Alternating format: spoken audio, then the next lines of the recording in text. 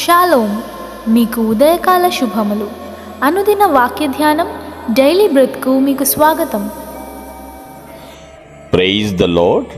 ఈ దినము కొరకు సిద్ధపరచబడిన దేవుని వాక్యము లూకాసు వార్త 23వ అధ్యాయము 43వ వచనం.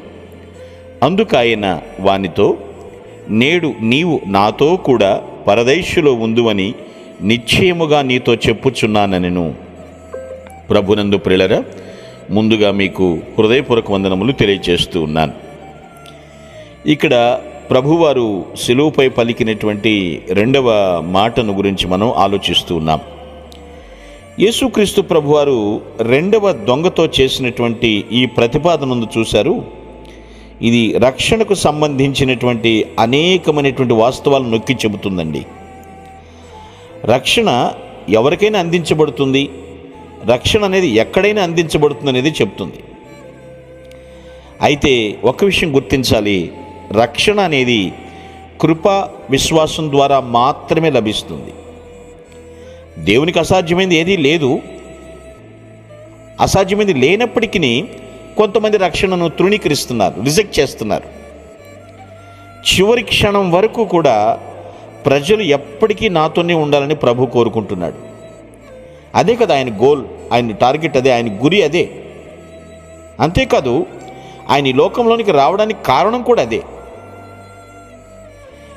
వాక్యం మనకు తెలుసు, శరీరధారి అయిన దినములలో ఆయన మహారోదనం చేశాడు సరే, దాని కొరకే.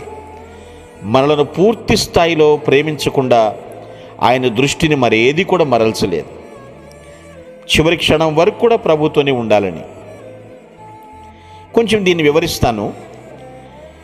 అదొక వింత ప్రదేశం అనుకుందాం, ఆ సిలువ వేయబడినటువంటి స్థలం. ఆ వింత ప్రదేశంలో నూతన జన్మ ప్రక్రియ జరిగిందా అంటే ఆశ్చర్యం కలిగించవచ్చు మనకి. ఆ సిలువ వద్ద జరుగుతున్నటువంటి ఆ విరుద్ధమైన సంఘటనలు గమనించండి. కొన్ని వాస్తవాలకు ఒకసారి చూద్దాం. ఉదయకాలమునేమో దొంగను సిలువకు వేలాడదీశారు, సాయంత్రానికి కిరీటం ధరించాడు.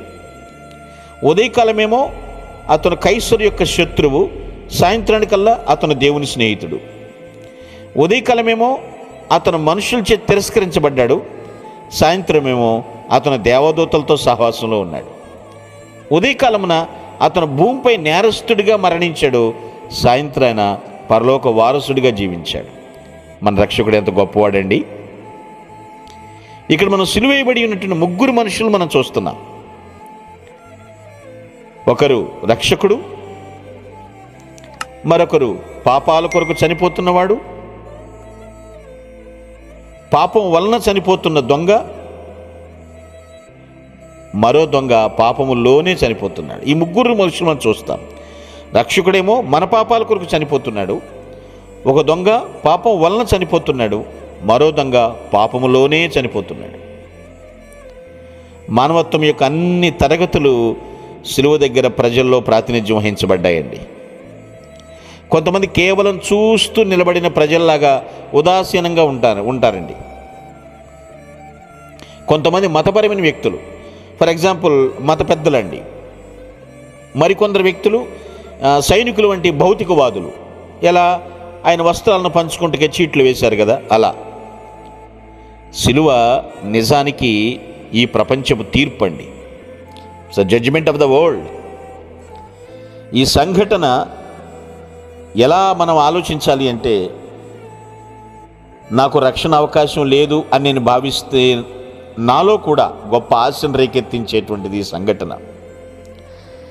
తమకు రక్షణ అవకాశం లేదని భావించిన చాలామంది పాపులలో గొప్ప ఆశను రేకెత్తిస్తుందండి.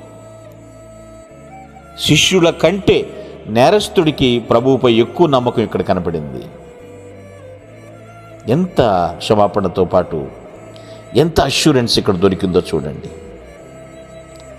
ప్రభువుపై ప్రగాఢమైనటువంటి విశ్వాసంతో ప్రభు సన్నిధిలో ముందుకు కొనసాగుదుము గాక. ప్రార్థించుటకు మేమెల్లప్పుడూ సిద్ధం. Praise the lord. ప్రభు నామమున మీ అందరికీ వందనములు. ఈ మా సందేశముల ద్వారా మీరు ఆశీర్వదింపబడినట్లయితే మీ తోటి వారికి షేర్ చేసి దేవుని రాజ్య సువార్తలో మీరు కూడా పాలుభాగస్తులు కావాలని ఆశిస్తున్నాం.